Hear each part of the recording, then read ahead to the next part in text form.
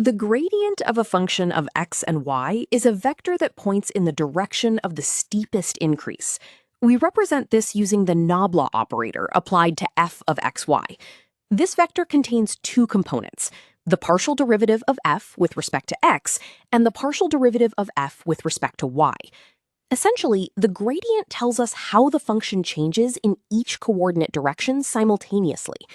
At any point, the magnitude of this vector gives the maximum rate of change, and the direction tells us where to step to move uphill as fast as possible.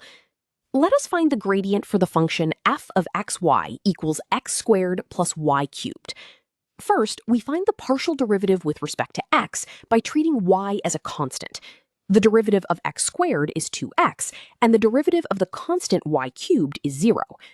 Next, we find the partial derivative with respect to y by treating x as a constant.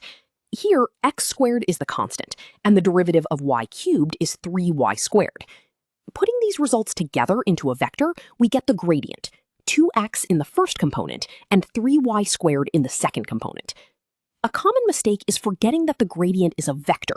It is not a single number, but an object with both magnitude and direction.